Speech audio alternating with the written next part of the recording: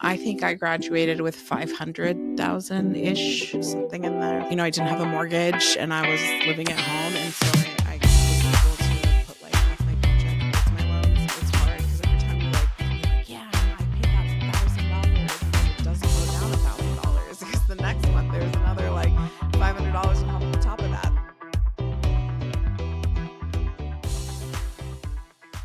All right, ladies and gentlemen, this is a first for me. This is a podception today. Welcome, welcome, welcome. I have the Depth Perception podcast on today with myself, Dr. Ryan Corte with Ryan Reflects, and we are going to do it big because this is the first time I've had 5 people on a physical podcast. So welcome, welcome, welcome.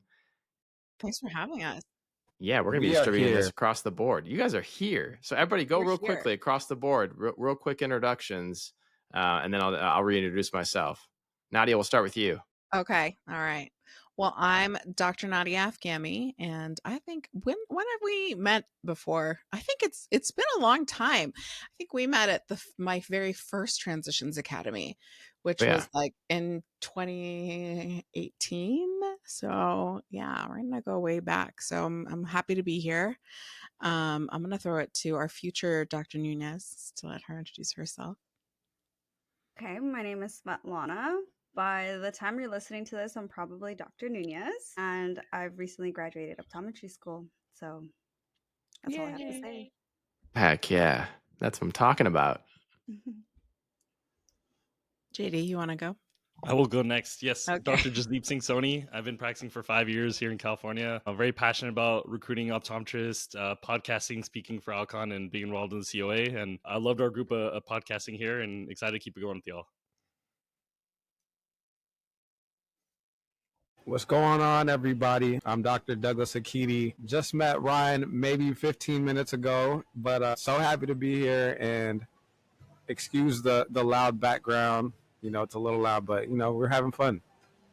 You remind me of a news reporter. You're like calling in from Channel 9 News in the middle of the traffic square. This Zoom is killing me. If you guys are watching, live all the way from Beverly Hills. We are doing it live here today on the podcast, on Ryan's podcast, hashtag @RyanReflects. Let's go. It away, Ryan. Let's go. Listen, you guys are bringing life to me. I was just chatting before we went live, and in OD years, I'm significantly older than everybody. Whether or not I'm significantly older in real life, we can debate. But your podcast has been crushing it. I've been watching from afar, but also tuning in. I like Spotify as my platform. I love that you guys are doing the video pod on Spotify, so keep that going. But SV, I'm going to start with you here because I think we're at a time of year where fourth years are now becoming doctors. And I just want to know, like, straight off the cuff, how does it feel? I feel relieved to be done with school, right? There's a part of me that feels a little scared because now it's like, okay, going from optometry school to practicing, I'm not doing a residency. So there's some parts of optometry that I'm like 100%, like any urgent care, you can throw that at me because I've done a lot of urgent cares. But if you throw glaucoma at me, it's not that I don't know glaucoma, but maybe like going from monitoring to, okay, let's start treatment, or is this progressing? It's not that I don't know, I just don't have like a lot of experience. So I think those are like 2 really quick examples. So it feels good, but I also feel a little scared. And then now my charts are my own, right? And no one is looking at them. So yeah, I don't know. It's exciting. I'm excited, but I'm also kind of like, oh, this is a weird transition in life. Like, where am I going to go? What am I going to do next? Do I go back to my parents' house? Things like that. You are taking off the training wheels, right? And you're just like, let's do this. Let's ride a 2-wheel bicycle. Let's go all the way around the block. Shoot, let's go, on a trail. Let's go as far as we can go. We're going to pave our own way. JD, as somebody who has been recruiting for practices that are looking to hire doctors, do you hear a lot of this? And what do you hear from doctors that are 1 to 5 years out post-graduation in regards to how they're navigating the unknown of being a new graduate optometrist? Yeah, no, that's a great question, Ryan. I would say, yeah, a lot of graduates feel this way, right? Like you're on a rotation for 3 months at most, 3 or 4 months, and by the time you're there for a couple months, how comfortable do you really get? And I think that's where it's good to understand SV. Like you're gonna learn on the job. You don't just have to do a residency to pick up skills in the career. Like even us. After practicing 5, 10, 15 years, I still text surgeons, hey, what do you think about this, right? It's not black and white. And that's why it's art, it's a practice. So I guess embrace the uncomfortability, no matter what stage you are, whether you're starting a business or starting your first year in a job, starting a specialty. It is always uncomfortable, but it's just about accepting it and kind of like being excited about it and what it brings. What do you think, Nadia? How's your experience been on that? Yeah, I think that when you're first and fresh out, you feel scared because now you have to make all the decisions on your own. You can't, there's no one to be like, hey, so what do you think about that? Even though you might not need their help, you still want to like have that pat on the head, I think. And then you kind of get the group chat that you have where you need to like, hey, I need consult, or like, hey, can you just look at this OCT really quick for me, even if you're alone, right? I text Levin all the time, like, hey, can I get a consult? And I think that community, even like outside of school, because we have a community in school that's different, I think, for different reasons. And then you have your community as a practicing OD that will like continuously change for you in the landscape of your life. And just kind of being confident and realizing, I think one of the most important things I learned from my preceptor was like, it's called practicing medicine or optometry for a reason. You're practicing, like you don't always know like what to do. Sometimes you do something and you're like, I don't know, I guess we'll see if it works. See you for your follow-up in a couple of days. And then you learn from that and then you do better the next time. And I think just getting used to just being on your own is hard, but I think you'll kill it. All the new grads are, I know we're all in this shoes. Yeah, I just want to add I like the second part of what you said, Nadi, because although it may feel like you are alone and you're by yourself, you're really not. Now you just embrace your team, the people that you trust in and believe, like, we got you. People at school who are your friends, you know, you're not alone, because you can still just relay back and text your friends and like use Google if you really need to. So yeah, I Yeah. think that's Yeah, important. even when I remember JD was doing a little clinical thing. Remember JD when we were like showing me like optos and we were still like learning from each other, like I was like, this is what I would do, this is how I would diagnose. And it's like you're bringing something to the table as a new grad that is so valuable. And I don't think we should devalue new grads being like you're inexperienced, because honestly, like that's probably the smartest I was, like fresh out of school, the most, and you're excited and you want to do all the right things and you want to be thorough. And I think that's actually a value and not like something that should be used against you. SV, you're gonna rock it. I can tell you that right now. You were gonna do an exceptional job and beyond. And surrounding yourself with these three, just to be able to tap into them, plus all the resources you've had from school, your didactic knowledge as reference is as high as it will be unless you go and you start teaching or speaking all the time, because it's just the way it works, right? Your clinical knowledge, your expertise, your comfort level of treating and managing and taking care of people, well, that's going to grow 10x.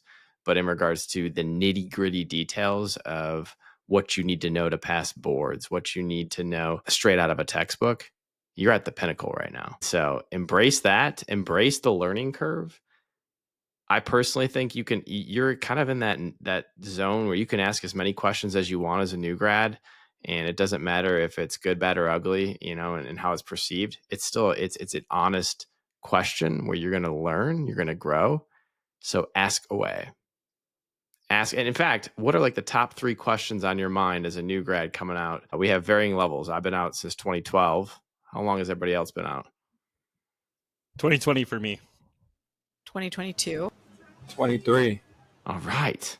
I'm definitely the OG. Let's go. OD. God, I like that. Well, thank you for the encouragement. It's funny because my questions coming out of school are probably not clinically relevant just yet because I don't have like a case right in front of me. But I always ask JD this question, so he gets it all the time. It's like, how do bonus structures work? And then he's like, well, it depends on which kind of bonus structure. And I'm like, but how do you track? Like, if I work at a private practice, how do I track what prescriptions I give and then who got that prescription and then how that works into production? And then I've heard productions based, is that based off of like total, or is that based off of what insurance, like what you get after insurance, right? So I guess if you want to give your 2 cents on that. My 2 cents is pretty simple. It really depends. I think JD has a very good point if he said it depends on what the contract reads. So, my biggest advice is if you're going to go into these circumstances and take a job, and I know you're already in debt and I get it, but if you can find some kind of pro bono or low cost attorney, or even run the contract through Chat GPT, some kind of artificial intelligence to help bring it to a level that you can really truly understand, and then take that contract and pepper the individual that you're going to be working with or that you're looking to work for with questions. Because if it says that you're getting bonus off of production and that's all it says, guess what? Nobody knows what that is unless it's defined. What is production? Is that cash plus insurance? Is that under my name? Is that under the practice name? What does that mean? And so I think there's a ton of questions that you can ask just based off of a contract in general. Like, let's talk about non-compete. Let's talk about production. Let's talk about benefits. Let's talk about paid time off. Let's talk about if I want to buy into the practice. Am I buying into a practice that I'm helping build, or am I buying into a practice that we have to appraise on the front end? There are so many questions that you have to ask to feel comfortable. And the biggest thing I will tell you right now is that the odds of your first job being your last job are very slim, right? You may have a first job, you may have ancillary jobs where you pick up some, weekend time or part-time throughout the week, and you're going to learn through all those experiences. But when it comes to the contractual details, utilize the resources that you have, artificial intelligence. And then, I'm a big proponent of trying to find a good attorney that is reasonable, because if you sign a contract that puts you in hot water, you're not going to be happy. And especially if the non-compete kicks you out of the zone you want to practice in for long term, or especially if they tell you're going to bonus X amount of dollars and you're really not coming anywhere near that. Talk is cheap, right? So definitely make sure you have a professional or have good resources to dive into on that front. Thank you for sharing. And where are you practicing again? Yeah, I'm in Asheville, North Carolina. So I have a 4-location optometry practice, 2 offices in Asheville, 2 offices in Charlotte. And since I've been doing this for a minute, I've seen my fair share of contracts. I have a team of doctors that work with me. So I've looked at a lot of different structures, and I can tell you the practices that get it right, the ones that want you to succeed, they're going to work with you. JD, tell me a little bit about your thoughts on that, since you've been doing a lot of, I'm sure, reviewing contracts and helping negotiate or helping the employer put together a good package for these doctors that are out and looking for opportunities. Yeah. I'll expand a lot of some of the thoughts you were saying. I really liked a few of them, if not all of it. So, I guess as we talk about this a lot, and I think the reason I'm so glad you brought it up. I can expand a little bit more here. Let's think about each business and how they make money, because I think that will determine how you can bonus, right? So let's look at a model, like a corporate model. Let's say Lens Crafters, Costco, Target.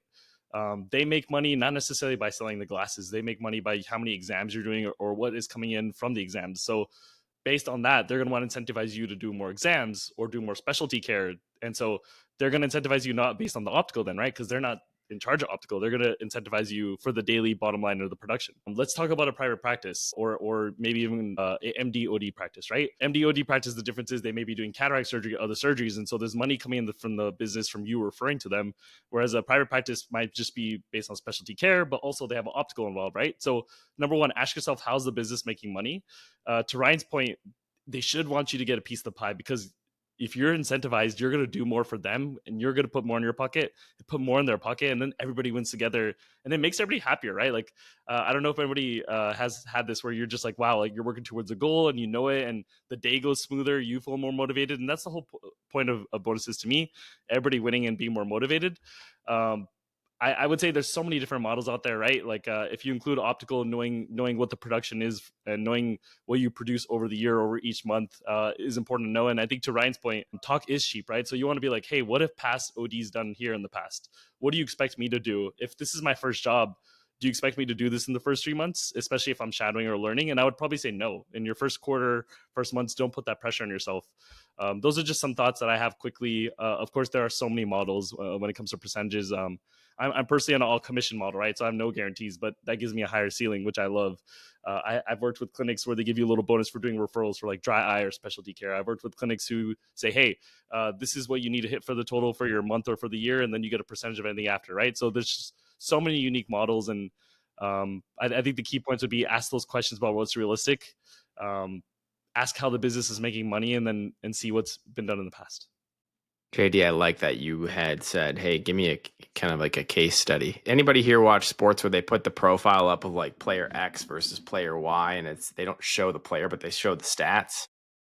Well, the reality is, yeah, it's if you look at if they're able to give you by taking the provider's name out, but also like showing you like, hey, this is like a bonus structure that's realistic that I've seen within this model, and this is how they were paid out.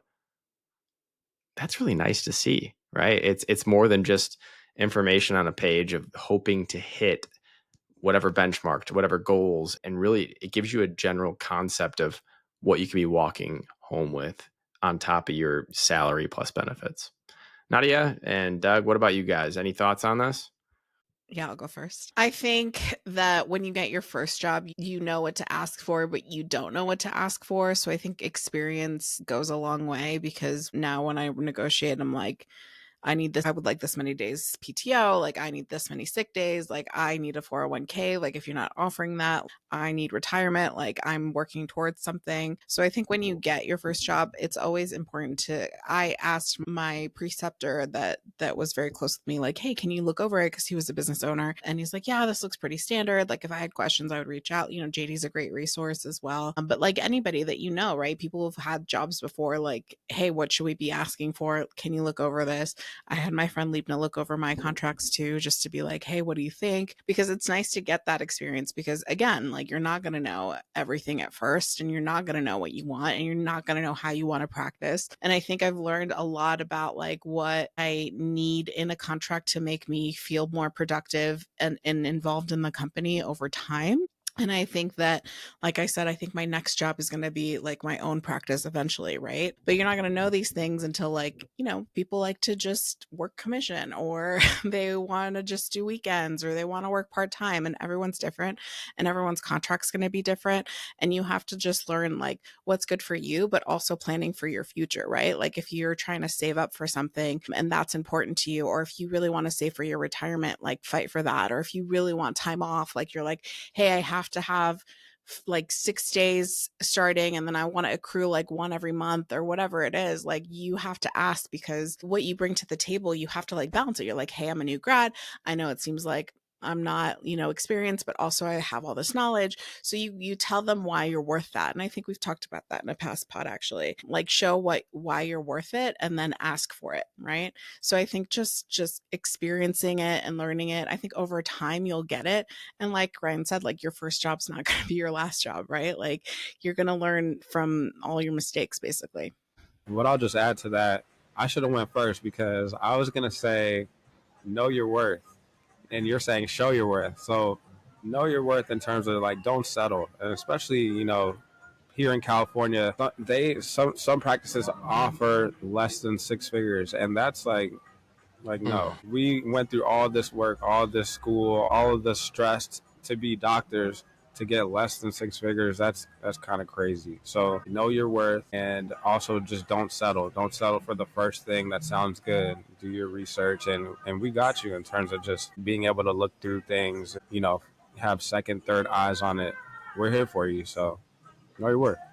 You got to know your worth. SV, I'm curious. So everybody here, we all were hitting on a big topic, which is dollars in the bank.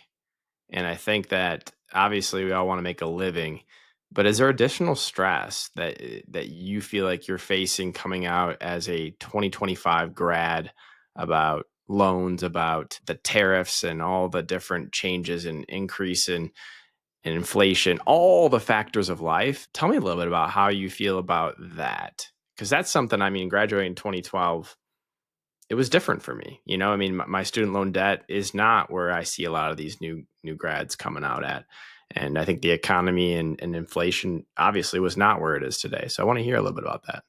Yeah, I think that's a really great question. So to be honest, so like everyone knows where we're at, and maybe Dr. Corte, you can share where you were at when you graduated. But I think I'm coming out with between 250 to 300K in loans, and that's also including undergrad. So undergrad and optometry school. I will say maybe mine's a little bit more because a lot of my loans wasn't because of my tuition. I think because I went to a public institution, the tuition Mm-hmm. was down, but the cost of living was high. And I also chose to live alone in my own studio. So I think my rent is just higher than others. And that was in loans for me personally.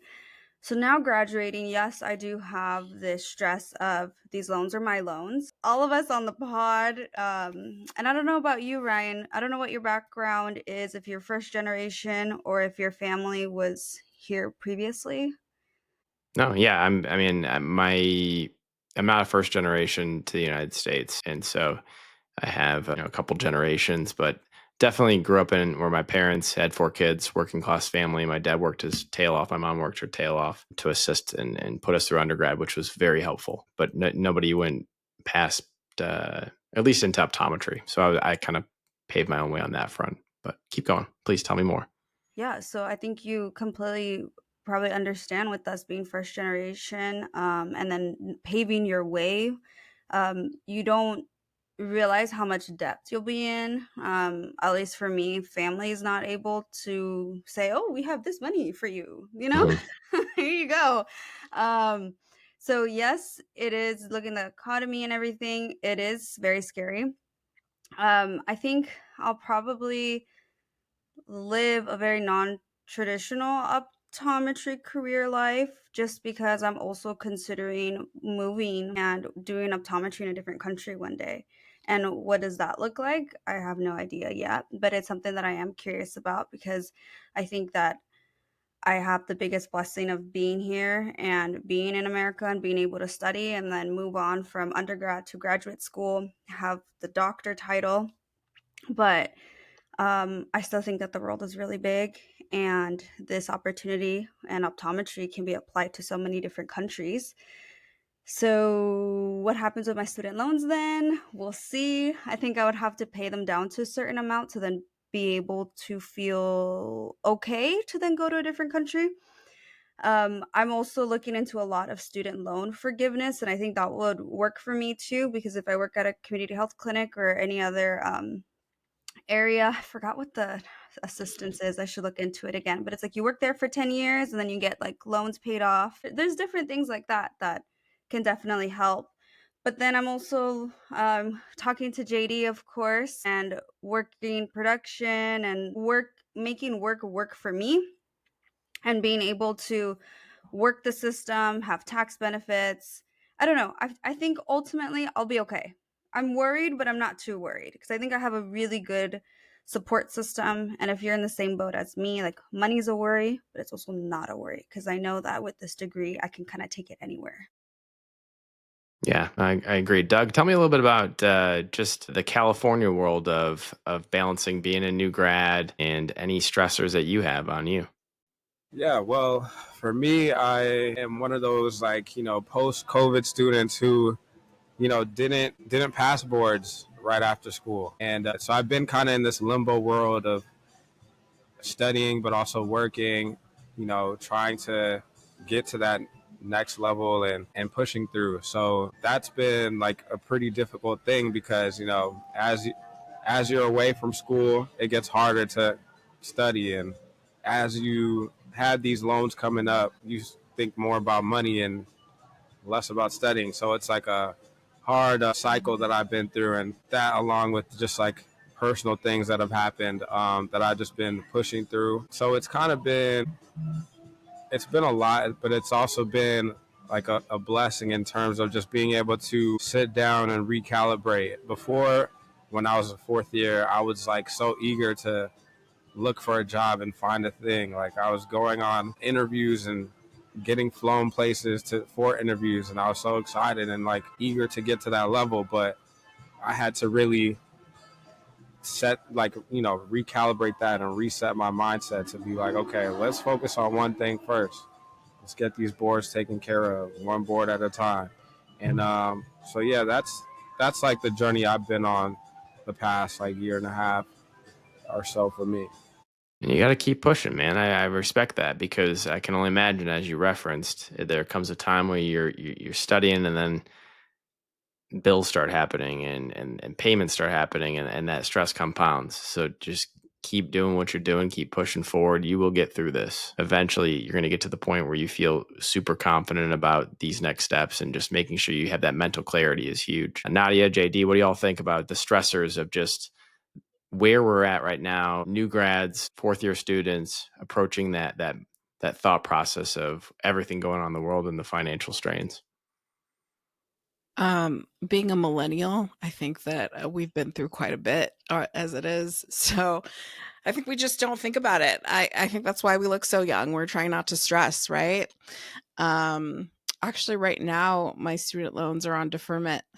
So I haven't had to think about them for a minute. But every time somebody mentions them, I'm like, man, I probably should start paying that back because I'm not getting any interest on them right now. So that would be a good idea. Um, in the last 2 years, I've made a good dent in them. I think I graduated with 500,000 ish, something in there. It was like 489. But it included my master's as well. So I did a 2-year master's and then the optometry. I mean, I've been blessed. My parents have helped me with it a little bit, but at first, I didn't have a mortgage and I was living at home. And so I was able to put like half my paycheck towards my loans, because most of it is all like interest at first. Like you're only really paying on the interest. Mm-hmm. So it's hard because every time you're like, yeah, I paid that $1,000, and then it doesn't go down $1,000 because the next month there's another like $500 on top of that. So I think it's hard because we're gonna have that debt forever, and there's people that are lucky enough, like my husband, who don't have any debt when they come out of school. But you just learn to balance it. I think that I'm not the best at it, but learning to budget is nice. It's hard, right? Because like I think once you get out of school, you're like, oh, I want to do this and I want to save for that and I want to buy a house and I want to get a car. And you have to really just live within your means because all the loans will be coming eventually. Like soon they won't be in deferment. And now I have a mortgage and I have a husband and I have a whole thing that I have to pay. Just like watching that and making the extra payments. I think when I had the loans, I was paying it twice a month because I would pay like whatever they wanted, and then I would pay it again on my second paycheck because we got paid every 2 weeks. So just staying on top of it and maybe having a financial planner or coordinator that can help you, right? I'm like a CPA that's like, hey, this is the amount we need to make. Like, what are your goals? Because, if you're happy with like just renting an apartment for a while and not buying a house, or if you're like, hey, that's not worth my investment, like it's nice to have that help because we don't get a lot of that in school. I think like a lot of like that business part and like how to invest well and what to invest in. And again, with the conversation about, planning for retirement, your 401ks, like having somebody that helps you. And if you need help to like reach out, because some of us are not good at budgeting. So yeah. JD, what about you? Yeah, I would say the student loans is definitely on the top of mind, right? Like Nadia's touching on, those 5-10 years for right after you graduate, right? Someone's getting married, someone's having a kid, someone's buying a practice, someone's getting a car, right? So if you do the math on that, right? Like I got to pay $2,000, $3,000 a month for mortgage. I got to pay $2,000 for my student loan. I got to pay, $1,000 for a car every month, right? Like it adds up, and this is like I feel like the 30s are like the compounding age, right? Like if you can invest now, if you can pay off your debt sooner, that's going to snowball when you're 40, 50, 60, right? So this is crucial. And this is something that I think everybody around me is definitely talking about. From a personal standpoint, I would say I definitely didn't take student loans seriously, especially in school. It was like, yeah, it's a future problem. This is a future JD problem. That's what I used to say. And I would spend, try to get through. But I didn't realize, like, when I spend $10 here, it could be worth $40 later on down the road, right? With interest compounding. And so I would say I'm fortunate. I was a COVID graduate, and so my loans were on pause. And fortunately, I was in a climate where interest, rates were very low, and so I was lucky to get like a 2.5% interest rate and lock that down. And so now it doesn't make sense for me to pay off my loan, fortunately. So I'm a lucky individual where things were crazy down there, right? Like I know a lot of friends who got houses who were around the 2 or 3% mark either, which is just not normal at all. So that was a very unique environment to be in. But regardless, friends who are still graduating like y'all or who still have loans, it should be at the top of mind, right? Because not only are you paying that 250,000 or 300,000, you got to think of it's 350,000 or 400,000 with all that interest that you're putting, and so you want to get rid of it as soon as possible, really. And so yeah, it's definitely on the top of mind, but something that's achievable. That's why we have certain salary ranges. I think it's just about like finding a role then or job or something that pays you enough to still live that like decent living. Like you can go somewhere rural or invest in a business or something so that you don't have to be stressed out. And I think there's ways to do it. It's just kind of what uncomfortable battle do you want to have? Do you want to have the comfortability of just having your student loan or taking an uncomfortable job or living in a different area that you didn't predict? That would be my thought process on it. When I hear all of you guys talk about just the financial aspect of the profession, I think that it's really important to try to remain as present as possible. But, Doug, when you're tackling these boards, remaining present on the steps to do so. Nadia, when you're tackling, starting at $500,000 give take of student loan debt, just making payment after payment, putting together these foundational goals and habits and strategies to just keep chipping away. Because I'll tell you what, everybody here and everybody within our profession that remains consistent, does the right things, and is resilient, especially through the good and bad times, you will have success. You will have success. You will continue to pay things down. I'll just let you guys know, I graduated in 2012. I originally started on a pay-as-you-earn student loan repayment plan. But then I reached a point where I was running the numbers and I said, I got to start just paying this off. I have a feeling that this is going to make more sense.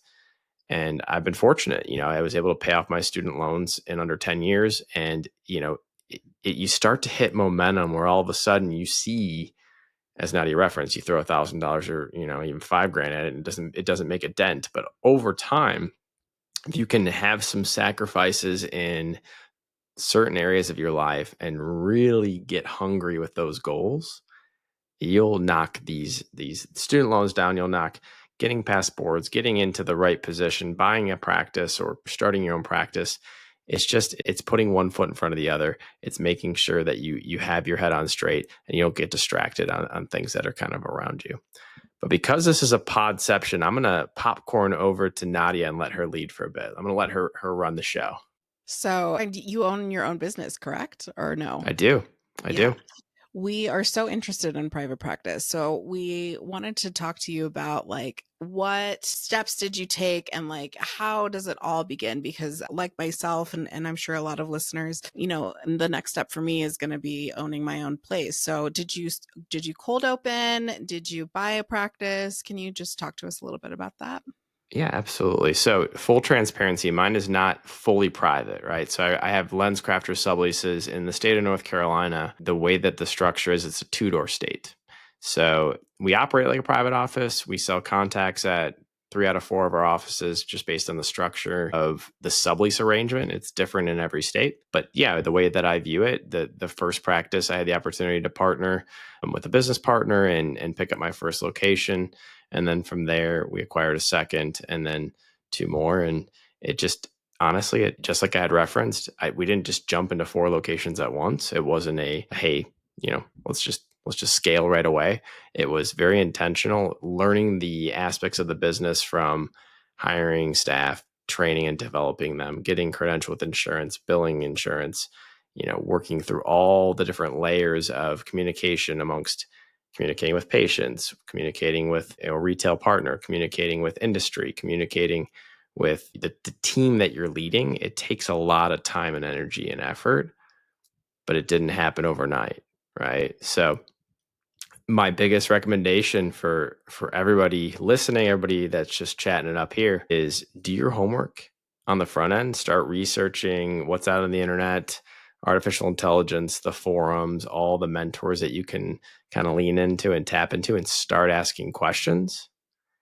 And then from there, identify where do you want to be, right? So if you want to be in a certain area in California or Florida, or pick your favorite state in the United States, start researching what's available there. Could I open cold? You absolutely can. There's great groups out there that can help assist you with that. Do I want to pick up a sublease to start and learn some of the ropes and maybe open cold on the side? There are some sublease setups that will allow you to do that. Do I want to buy out an existing practice and take out another loan for that? Well, it depends on your financial situation, what the bank will allow you to do. So you're going to have some capital in the bank to prove to them and to be able to secure that loan. So it's really, honestly, Nadia, a pretty open-ended book, right? You're going to write your own story. It's kind of a choose your own adventure, though. What do you want? And everybody listening has different goals, different visions, different, really, honestly, a different journey in mind, right? A different dream. What are you guys dreaming about? Doug, what do you want long term? What are you thinking? Well, I'll answer your question, but I wanted to ask you a question first. Sure. Because this is a depth perception podcast, we like to go deep. We like to go Yeah. in depth. And so I want to ask, what made you decide to go the sublease route? You know, you mentioned all these different ways that it's possible to have your own practice. Why did you do what you did in terms of picking lens crafters? Yeah, it actually wasn't me picking lens crafters. It was more an opportunity that had opened up. So I had graduated from optometry school, finished up residency, and came to North Carolina. Was working at two great practices, and was very transparent. Hey, I want to buy into a practice. That was kind of my thought process. And then I started to lean into one practice. I left the other one and was working full time at one practice. There was two owners. I'd have been the third owner. And then I got a call from my past business partner, and essentially they were like, hey, there's a lens crafter sublease opening up, has 30 years of essentially goodwill in the community, and the doctor's not selling it. They're just walking away from the lease. So in school, nobody really talked about sublease optometry. It was private practice. It was corporate optometry. It was ODMD, community health centers. This modality to me was foreign. And full transparency at the time, Doug, I was not excited about partnering with a corporation that I didn't exactly hear always the most positive things in school. Like, hey, corporate optometry is evil. A lot of times is what you would hear. Well, the reality is it's one of the greatest marketing tools you can have if you do it the right way, because they drive patients into your clinic, and then you position yourself and run the business adjacent to them, depending on your state or within. And you have to work through some contractual details, but guess what? Everybody's got to work through contractual details. If you're at a strip mall, you're going to have certain things that you're going to have to work through. Or if you're taking insurance, you're going to have certain red tape you're going to have to work through. We all have to work through contractual details. And so for me, it was an opportunity to low risk too, right? So to become a partner in a sublease setup 7 days a week and learn about it. And then once I started to understand how that aspect of optometry worked, we were able to scale into a second location. And then we picked up two more about 2 hours away from those original locations. And it kind of just snowballed and grew from there. But once you really get specific, or you go in depth about a certain about a certain setting, right? A little depth perception here, right? Yeah. Podception. Right? Podception. But once you get really, really specific about these things, really intentional, you learn how to operate a practice in that kind of space. It's awesome. Okay, I'll answer your question now. So my goal in my career would be to have my own practice, and it be like sports vision focused, also doing primary practice. But yeah, my overarching goal would be to work with like professional sports teams, specifically the NBA or NBA players, but also college and high schools as well. But I also want to do that. And then I also want to incorporate gamers. And so I want to have like a new age type of clinic where it is, sports vision, primary practice, where we look at disease, and like gaming and like sports vision training and things like that as well. Okay. You got a lot of specialties built in there. I like that. I like to see it. Sure. We're actually going to throw it to Svet, I think, because I think So she let's has go. some questions for you. I had a question because learning more about you and your different practices. We talked about you have 2 children, podcaster, and you're podcasting once a week or bringing out the content weekly. How do you balance maybe your career and your career goals with family? Because I think that's something that I'm always thinking about. Oh, how would I balance that? So what does that look like for you? I'm gonna pause the pod and go downstairs and get my wife, who I was having a glass of wine with before we hit record at 9:30 Eastern Standard. No, the truth of the matter is being very intentional. We have built a crazy busy life together. So, my wife is full-time stay-at-home, and she is really honestly the reason I can do what I do. She is very hands-on. I'll take the kids to school, and if I'm in clinic that day, I can't pick them up, but I can drop them off. So she'll pick them up. A lot of days she's dropping them off, picking them up, and she's full domestic engineer on that angle. So she's running on all cylinders. So because she's taking care of the at-home front, it gives me the ability to take care of the business and then also do other entrepreneurial things like consult and speak and do the podcast. That being said, if I didn't do anything at home, I wouldn't have a marriage. So I'm a huge advocate of being as organized as possible. At times, I'm a little bit meticulous about it, but I've built my own systems, and I've found that there are certain things that you can delegate to people you trust. So in my practice, I have people that I delegate responsibilities to. And then, of course, I have to have oversight, but learning who you can trust, how you can delegate to them accordingly, and how you can grow personally and professionally through these habits and through these systems is how I essentially do it. It all starts with finding the right person. So, I love my wife. We've been married for 9 years. I'm going to celebrate 10 years next year. Two little nuggets, 7 and 5 years old. They run my world. And once you find the right person and you work together with them to build out your vision of life, it all kind of comes together. But there's sacrifice too. There really is. My wife and I had a conversation before we got married where her goal was, listen, I want to be able to be there for my kids during certain ages and then be able to jump back into the workforce later on. Tell me about your goals. And so we had a lot of upfront communication about what we wanted. Thank you for sharing. I feel like that's really important. And I think what the last thing that you just said, like talking about expectations almost, and what you guys both want to have a happy marriage, happy life together. I think that's something that we can all take with us. I want to know how you and your wife met. And then after that question, I'll give it to JD.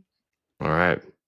I'll give you a multiple choice question because you're still in school. You got 1 week left. Did I meet my wife, A, during optometry school, B, at a bar, C, through a swipe app, or D, a family friend? Do I get any hints? Like any other background information about your wife? Like I need So a I'm from little- No Michigan. hits, but no I'm from hits. Michigan. My wife is from Northern California. Oh, okay. Michigan, Northern Cali- At a bar. No. Okay. I want to say on a swipe app then. Swipe right, 100%. So I moved to Charlotte after after residency, and built a good network of friends, and the only game in town was Tinder. Right, it was where people were starting to get on Tinder and actually meet others that they cared about, and it was kind of in that weird phase before Hinge, before Bumble, before all the other apps. And I had a couple buddies who were like, "Yeah, we met these girls through Tinder," and like they started dating them. I'm like, "I'm not doing that." I'm like, "No, I'm not doing that." And then a couple months went by, and it didn't work out with a girl I was seeing for a month or two. And I'm like, yeah, let's do it. And so sure enough, yeah, I would have never met my wife. She was living in another area of Charlotte that I never went to. We would have never crossed paths. So it was true luck. I mean, I'm a man of faith. I think it was God's divine intervention. Yep, met her through Tinder. So kind of crazy. Anybody else here married? So Nadia's married, right? Heck yeah, there you go, girl. That's right. I've seen the pictures. Yeah, there's more to come. I like to post them once a week. There we go. Yeah, just got married in September. The pod was there, so I'm grateful that they came through. So it's been a journey. I did not meet on a swipe app, but maybe the next marriage. Which of those four choices were you, Nadia? Me, you guys know. I know. We met in school. It was Yeah. A. Yeah. There you go. I'll let JD take it away. I mean, I can't believe it's already been 47 minutes. It just like flew by. I can't believe it's, I can only imagine it's like about to be 10:30 p.m. for you and the East Coast. So we appreciate being able to do this. There's so many questions, right? Like, finances or things that we should look for when you get ahead. I mean, the true essence what I'd love to learn is like we just did a pod about the butterfly effect. So let's kind of tie them into some of our past pods, like a moment or moments that like defined, and changed the course of your own personal history. And I'd love to hear some moments that were important to you in your past 13 years or even before that changed your course of your career and how it ties into your identity and where you want it to go after that. Sure. Yeah, I went to undergrad at Michigan State, and I think that I kind of just coasted through undergrad. And I would say the culture there was just unique and different. Where anybody coming out of undergrad, you kind of feel like your stuff doesn't stink, right? You're just like, yeah, I'm good. You're getting optometry school, and I heard you guys saying, what are some expectations for optometry school? You maybe didn't have certain expectations. Well, I remember coming out, and I was like, yeah, I'm gonna run for our class president. Why not? Like, let's do this. And I didn't have a campaign. I didn't put together a speech. I didn't do a doggone thing. In my head, I was just thinking, we had to talk in front of the class and give kind of a pitch, a quick speech. And a good friend of mine, Lindsay Diefenbacher, who went to Ohio State, that's where I went to optometry school for undergrad. You could hear her through the door. Like she was literally, I think I had goosebumps just hearing how well she was sharing why she should be the president of our optometry class. And I was right after her, and I'm like, I don't even know what I'm doing here. I stood up there, I gave a little quick song and dance, and there was a few others. Long story short, I got my butt kicked. I did not win. And so I remember leaving that situation being like, I'm never going to put myself in a scenario where if I run for something, I'm not prepared. Well, let's fast forward. I ended up running for the trustee elect for the AOSA. And I was on AOSA trustee elect and then trustee. And then I had the opportunity to run for AOSA executive council. And so I was talking to some people on the board and I ended up running for president. And I spent time really being intentional and memorizing my speech and even delivering it in front of others and getting feedback.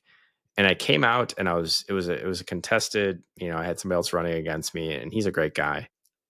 He probably should have won, right? Because, he just had more experience in the world of optometry. I was a little more naive, but I felt like that preparation and the fact that I got my absolute butt kicked when I was running as class president gave me the experience to build off of. And when I was able to go in, I ended up being elected president of AOSA and the executive council. And that really was a huge pivotal point for me. It opened up a lot for me in kind of a peek behind the curtains in optometry, the legislative aspect, how much industry and just so much that goes into the behind the scenes of which is better, one or two, and what really powers our profession. And so I'll never forget that experience and then how it kind of catapulted me from my desire to be involved and to leave a good footprint on our profession as I've been out now practicing for 10 plus years. That's quite a moment because I think it could have gone the other way, right? Like I thought at first you were going to say, "Oh, I'm never going to run for anything ever again," and I was like, "Oh man, no, Ryan, no, come on, keep potting, man, you got this." And then you completely shifted that 360 in a great way, right? Like not everybody. I think at least 95%, 90% would have reacted negatively. Like you came out of it so well. So I mean, thanks for sharing that moment. I think that was great. I think I'm gonna try to wrap things up so that you can get to your kids and we can get to dinner, I guess. Let's do it. So, we're doing podception, so it's really important to bring up the fact that we're two different pods combined. That's why it's the podception episode. We want to hear a little bit about what you thought was important about starting a podcast for the industry, and we'll kind of share our take too. And that way, both listeners of both podcasts can know what the podcasts are about. Because yours is relatively new, but I've had a lot of listens and you've had some great guests. And I think that it's important for us as an industry to share why we're doing what we're doing, because a lot of times it's just for our passion for the profession. So I wanted you to just come and take that away, Ryan. Yeah, Nadia, thank you for asking. I've always been into developing content and getting the positive word out there about our profession. Of course, there's challenges. There's 100% challenges in optometry, but guess what? There's 100% challenges in any individual profession if you ask enough questions and if you dive deep enough and really learn about the ins and the outs. There's pros and cons to every profession, but I believe that we have an incredible profession that is going to continue to skyrocket for years to come. We just need to get the right people on the bus. And so the reason that I started the podcast is I wanted to share my own experience over time, but also interview others and learn more about their experiences, and then dive into some of the details. So whether their experiences that they are the guru of practice management, or maybe they are somebody who's taken myopia management to another level, or they are really experts at the treatment and management of ocular surface disease or glaucoma, or they have a story to share about how they, you guys all referenced that you guys all came to the United States and you're the first of your generation to go and become optometrists or even go to college in the United States. That's incredible. And I think that there are so many stories to share within our profession that are glass half full story, right? Not a glass half empty. And JD, you reference, I could have just curled up and been like, I'm never doing this again. But I believe that if we motivate each other and we're there to support each other and we're there to mentor and encourage each other, that we can only raise this profession up. So that's why I started the podcast. Not to mention technology's made it a lot easier to podcast. And I think that I give a lot of credit to the OGs like, Daryl and Harbeer and the people that started it when they had to really spend a ton of time to edit this stuff. And I didn't have the bandwidth for that. So kudos to them. But that's kind of my story on why I launched one in 2025. Let's hear a little bit about the depth perception. This is this season 3. Is that my understanding? That is correct. Yeah, I think Doug's going to take this one. Yes, it is season 3. And, the Depth Perception podcast, we go in depth about the perception and misconceptions of optometry. We wanted to be, like advocates for the young ODs, the new grads, the people getting into optometry school, the people in pre-optometry. We want to just give that light because we had to pave our own way to get in without knowing the process and what it would look like or what school was like. So we just kind of want to give the things that they didn't teach us in school, and we want to just shed light on things like that. So we talk about everything, which include like the business of optometry, social issues, and life as an optometry student. Which we had a podcast about dating in optometry. We had a podcast about networking. We had a podcast about the perception of colors of scrubs that you wear. So we talk about a little bit of everything just to give light to young ODs, but also just a new perspective to old ODs too. So it's not just for young, but we just want to, have our young mindset be known to everybody. Yeah, don't leave the cane utilizing ODs like myself, the one who's got to use my walker to get around. Don't leave us out of the conversation. Come on now, we gotta collaborate. We gotta bring the generations together. I like that. Absolutely. Here we are. How long can we say we're young ODs for, Ryan? How many more years we got? Yeah, dude, I pushed hard for 10. I'm out longer than that now. So unfortunately, I think you can pull off. The 5 is where people really look at you as you're young. Once you hit 10, they're like, you're pushing it, man. And then, well, we got a young one. We got 5 more years after Svet. So, I think we. Yeah, I don't know why. I was like 2. And I was like, all you guys are old now. There you go. You're as young as you feel, right? That's what I tell everybody. All my patients, they sit in the chair, they're 65. I say, how do you feel? I feel great. Good. You're as young as you feel. All right. That's the truth. So, all right, y'all, let's call it a wrap. I'm going to let you guys get some grub. I'm going to put my head down, but stay tuned for our next pod, whether it's the Depths Reception, whether it's Ryan Reflects. We appreciate everybody listening. Make sure you subscribe and share this out. And everybody, we're signing off for the day. Take care.